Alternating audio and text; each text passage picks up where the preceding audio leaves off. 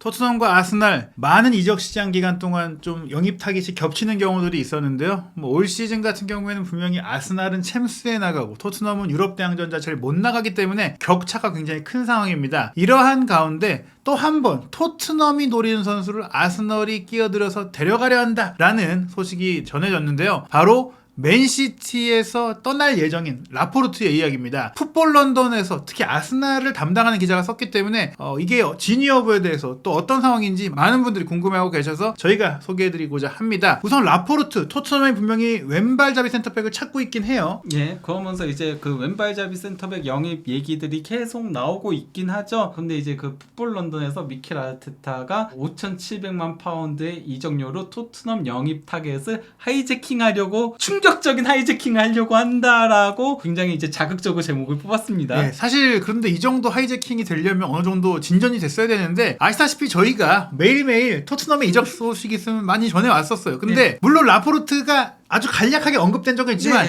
이렇게 메인으로 띄웠던 적이 없거든요. 그래서 이 보도부터 대체 어떻게 된 얘기인지 살펴봐야 될 것 같은데 풋볼 런던의 보도에 따르면 이제 아스널의 에두 디렉터가 데클란 라이스 그리고 유리엔 팀버 이적을 확정했다. 이제 오피셜은 안 났지만 확정적이고 다음 작업으로 들어갔는데 그 네 번째 영입이 라포르트가 될 수 있다. 뭐 이런 얘기예요. 예, 뭐 첫 번째가 하베르츠니까요. 예, 일단은 하베르츠한테도 6,500만 파운드를 썼고 뭐 라이스하고 팀버 같은 경우도 어마어마한 이적 다 보니까 거의 2억 파운드 이상을 쓴 상태에서 또 돈을 쓴다. 그리고 그 위시리스트에 있는 선수가 라포르트라는 얘기인데 일단은 풋볼 런던이 직접 취재한 내용은 아닙니다. 이 보도 내용을 보니까 스페인의 4대 스포츠 신문이죠. 문도 데포르티보에 따르면 아스널이 라포르트를 영입하기 위해 토트넘과 경쟁을 한다. 뭐 이런 얘기를 하고 있어요. 그러면서 이게 신빙성이 있는 거를 말씀드리면 아스널은 이미 아르테타 감독 체제에서 많은 맨시티 선수를 영입했다는 점에서 아스널이 라포르트에게 관심을 갖는 것은 뭐 말이 안 되는 얘기는 아닙니다. 일단 뭐 아르테타 감독 자체가 맨시티에서 수석 코치직을 수행을 했었잖아요. 그러다 보니 이제 그 가브리엘 제수하고 진첸코를 데려와서 굉장히 쏠쏠하게 잘 활용을 하면서 거의 프리미어리그 우승할 뻔했죠. 마지막 순간에 역전을 당하긴 했지만 그리고 또 이제 이번 여름에도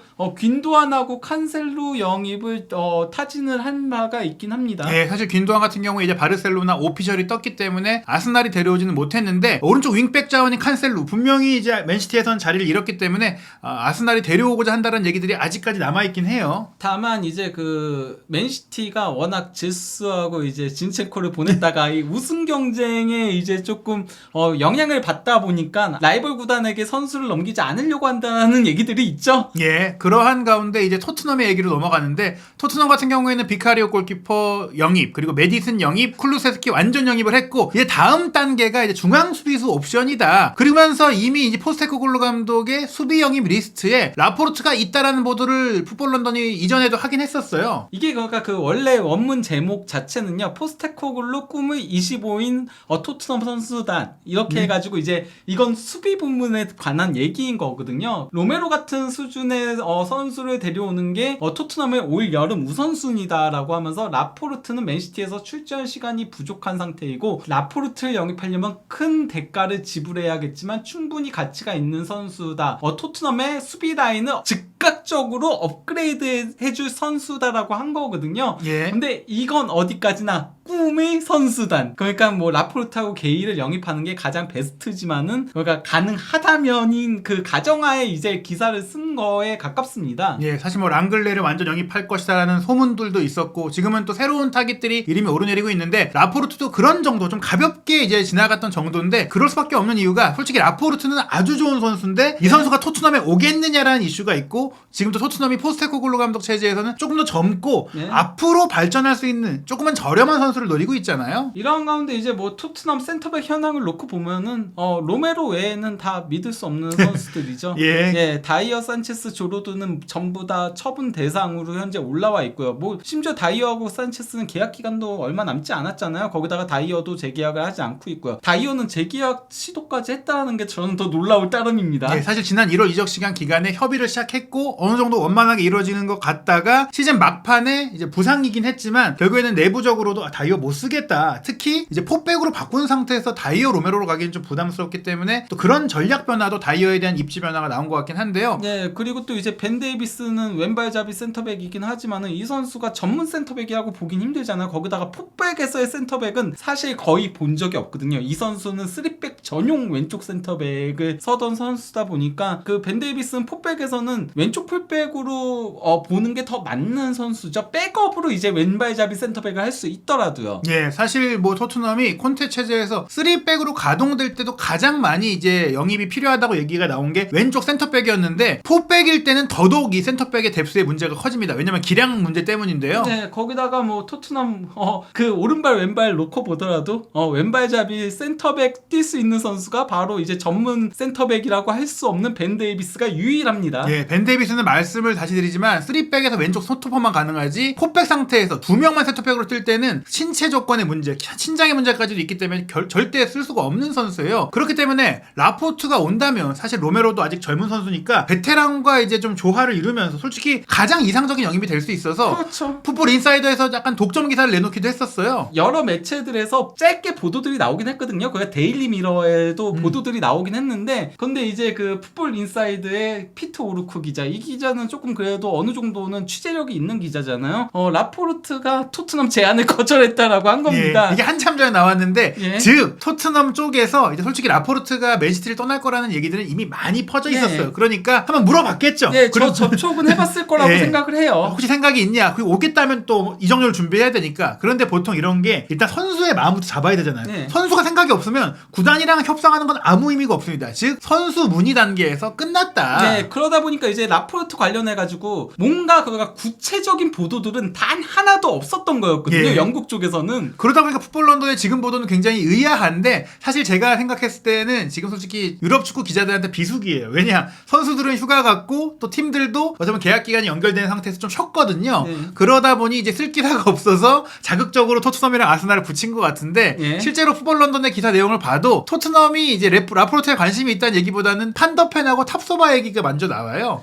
라포르트도 옵션으로 거론되고 있다라는 거죠. 예, 만약에 뭐 라포르트가 갑자기 마음을 바꿔서 나 토트넘 갈래 하면은 그러면 이제 라포르트로 갈 수도 있다. 하지만 현재로서는 판더펜과 이제 그 탑소바 영입에 조금 더 집중하고 있는 중이라고 한 거고요. 심지어 보도 내용을 더 읽어보면 라포르트는 맨시티랑 계약이 2년이나 남았고 몸값이 너무 비싸다고 판단한 토트넘으로 인해 즉 토트넘은 라포르트도 거절을 했을 뿐 아니라 이 정도도 비싸니까 이미 철회를 했다라는 얘기를 자기들이 하고 있어요. 네. 즉 토트넘이 하이제킹을 당하려면 토트넘이 원하고 있어야지 하이제킹을 당하는 건데 토트넘이 안 원한다는 얘기를 썼어요. 하이제킹 자체가 협상하는 와중에 뺏기는 거잖아요. 그것도 그렇죠. 거의 구두 합의를 앞둔 시점에 뺏기는 걸 하이제킹이라고 하는 건데. 예, 이건 사실 예. 풋볼 런던이 좀 낚았다. 낚시 기사였다고 보시면 될 것 같아요. 북런던 팬들을 자극해서 클릭하게 만들려고 한 거죠. 예. 예. 그러면서 이제 토트넘이 물러섰으니 아스널이 기회를 잡을 수 있다라고 얘기하면서 그 이유는 뭐냐? 공격은 깊이가 있지만 수비는 조금 더 선수가 많이 필요하다. 팀버가 오더라도 왼발을 쓸 수 있는 경험이 많은 옵션이 영입이 된다면 챔피언스리그 약간 우승을 꿈꿀 경우를 얘기하는 것 같아요. 챔피언스리그를 위한 꿈의 이적 시장을 열 수 있다라고 얘기를 한 겁니다. 예, 근데 뭐 저는 이거는 일단 결론부터 얘기하자면은 그다지 가능성이 높아 보이지 않는데요. 예. 일단 그 토트넘 얘기부터 먼저 하면요. 토트넘은 실제 뭐 판더펜하고 탑소바 쪽에 조금 더 집중을 하고 있고 로마노 기자가 이제 독점으로 올린 거죠. 최근 로마노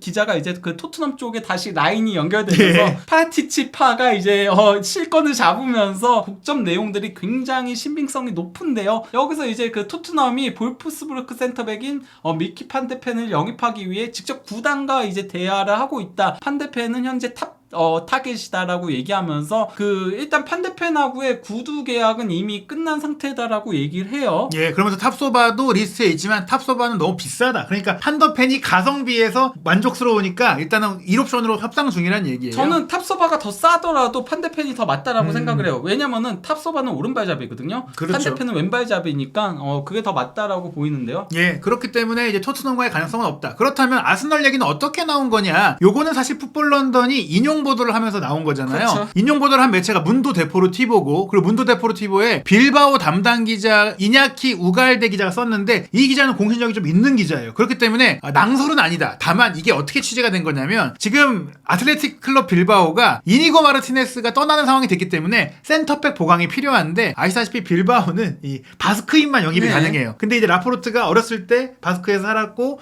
빌바오 출신이다 보니까 데려올 수 있는 옵션 중에 하나예요. 그렇기 때문에 기자도 알아봤더니 지금 구단에서는 라포르트 쪽으로 접촉을 한 건 없다. 근데 이제 상황만 착해하고 있는데 라포르트를 향해서 아스널과 유벤투스가 관심이 있다더라. 요거를 보도하면서 이제 아스날 기자가 우리 아스날이 라포르트 관심이 있다는군. 이걸 입수한 건 거죠. 다만 근데 저는 아스널이 아닐 거라고 생각하는 이유가 있는데요. 일단 뭐 라포르트를 고려 대상에 넣을 수는 있었다라고 봐요. 왜냐면은 살리바하고 홀딩의 계약 기간이 2024년 여름까지거든요. 거기다 이제 홀딩 같은 경우는 사실 뭐 의미가 없는 선수에 정리해야죠. 가깝잖아요. 네. 예, 그 정리가 가능하다면 정리하고 싶어하는 선수일 거고 살리바가 이제 문제인데 살리바가 떠나게 되면은 그러면은 센터백 주전급이 필요한 거잖아요. 팀버는 사실 프리미어리그에서 센터백으로 뛸 수 있을지 여부가 불투명하거든요. 물론 뭐 살리바가 떠나고 라포르트가 오면은 마갈량이스까지 왼발 센터백을 세워야 되는 게 조금 부담스러울 수 있지만은 아스널은 사실 4-3-3 포메이션이더라도 실질적으로는 3-2-4-1로 구동을 하잖아요. 그래서 베나이트가 오른쪽 스토퍼 그리고 왼쪽 스토퍼가 마갈량이스 그리고 중앙 이제 리베로 역할을 살리바나 아니면은 이제 라포르트가 온다면 라포르트가 그 역할을 서게 될 거니까 왼발이더라도 크게 문제는 되지 않는다라고 생각을 하는데요. 근데 제가 왜 라포르트 영입 안 할 거라고 보냐? 살리바와 재계약이 마침내 성사가 될 거라고 합니다. 사실 이제 살리바가 너무 이제 기대 이상의 활약을 최근에 하면서 본인 입장에서도 이제 계약이 1년 남았으면 좀 이적할 팀을 알아볼 수도 있고 좋은 조건을 물색할 수도 있으니까 재계약이 안 될 수도 있다라는 우려가 있어서 라포르트를 받겠죠. 네. 근데 이제 그 파브리치오 로마노 기자도 그렇고 또 이제 영국의 공신력 있는 기자들도 전부 다 이미 재계약에 합의를 한 상태다. 이제 휴가 끝내고 와서 계약서에 사인만 하면 된다. 아직 넬슨도 재계약 사인은 안 한 상태거든요. 사인은 안 했는데 이미 재계약이 된 상태라는 얘기들이 많아요. 네. 그러다 보니까 현재 그 무려 6명의 선수와 재계약을 했다라고 아스날 쪽에선 보고 있고 웨데고르만 이제 로딩 중이다. 웨데고르까지만 재계약하면 아스널은 그러면 젊은 재능 있는 거기다가 이미 검증된 자원들과 쭉 장기 계약을 맺게 된다라는 겁니다. 예, 사실 뭐 휴가를 떠나기 전에 이걸 결론을 안 지었기 때문에 많은 사람들이 휴가 중에 땀만 먹는 거 아니야? 생각했는데 아니었다. 휴가 중에 확실하게 재계약을 약속을 했다라는 얘기가 전해졌습니다. 거기다가 이제 아스널의 센터백 현황을 놓고 보더라도 뭐 살리바가 남는다면은 지금 왼발잡이 센터백이 너무 많게 돼요.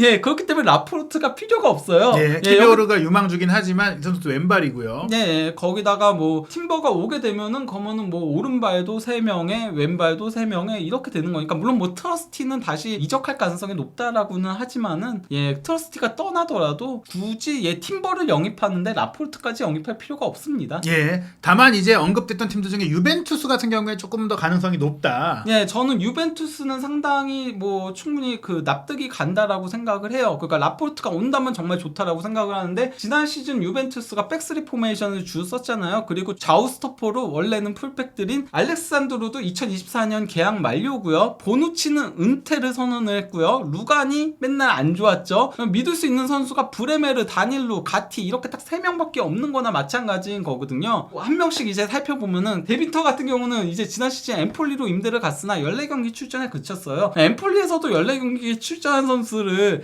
당장 유벤투스에서 못 쓰죠. 다시 임대를 가야 되는 선수라고 봐야 합니다. 보누치는 은퇴를 확실하게 선언을 하면서 센터백 뎁스도 이제 줄어든 데다가 알렉스 산드루와 그리고 뭐 오른쪽 풀백인 쿼드라도 그리고 또 이제 루가니도 전부 다 이제 정리 계획인 겁니다. 예. 심지어 산드루하고는 구단과 선수 사이에 계약을 파기하는 것까지 고려를 하고 있다라고 얘기가 나온 거거든요. 거기다가 이제 그러면 유벤투스에 믿을 수 있는 3명의 센터백 자원들이 전부 다 또 오른발잡이에요. 예. 이게 그러니까 백스리를 쓰게 된다면은 센터백 보강이 훨씬 더 많이 이루어져야 하고요. 포백을 쓰더라도 센터백 보강이 더 이루어져야 돼요. 돼요. 왜냐면은 다닐루는 포백에서 센터백은 쓸 수 없는 선수잖아요. 그렇죠. 예, 그렇기 때문에 포백을 가건 3백을 가건 지금 센터백 보강이 절실하다라고 할 수 있습니다. 물론 유벤투스가 이제 챔피언스리그에 나가지 못하는 상황, 뭐 게다가 징계까지 받은 상태이기 때문에 선수 입장에서는 유럽 대항전 없이 또 보내는 것이 탐탁치 않을 수 있지만 또 반대로 생각하면 뭐 이미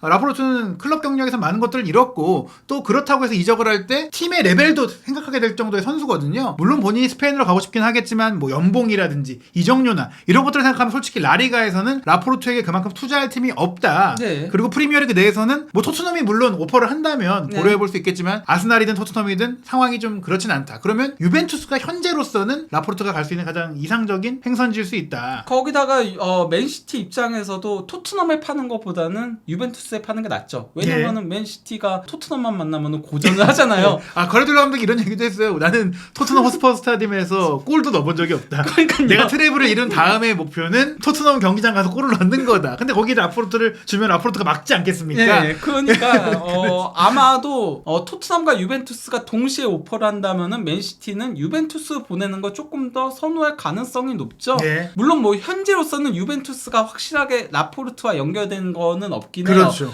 이 라포르트 관련된 연결들은 근데 과거에 굉장히 많았었고 또 올해 3월, 4월까지도 있긴 했었어요. 하지만은 현재로서 없는데 문도 데포티보에 어쨌건 뭐 빌바오 쪽을 취재하다가 유벤투스가 관심을 가지고 있어 하더라. 그리고 뭐 실제 관심을 계속 가져왔으니까 네. 그러면은 뭐 유벤투스도 선수단 정리가 어느 정도 끝나고 나면은 라포르트 영입에 뛰어들 가능성은 충분히 있다라고 할 수 있겠죠. 예, 과연 라포르트가 올 여름에 어떤 팀으로 가게 될지 분명한 것은 맨시티에선 자리가 없기 때문에 본인이 적극적으로 이적을 추진하고 있거든요. 특히 그바르디올이 오게 되면은 예, 완전히 자리가 없어지니까 사실 그러다 보면은 또 다시 새로운 링크가 나올 수도 있어요. 뭐 어쩌면은 라이프치히로 보내줄 수도 있겠죠. 예, 과연 라포르트의 행선지는 어떻게 될지 그리고 토트넘은 대체 어떤 센터백으로 마침내 마지막 퍼즐 조각을 찾게 될지 한준TV에서 2023년 유럽 축구 이적 시장 최신 소식 확인하시기 바랍니다.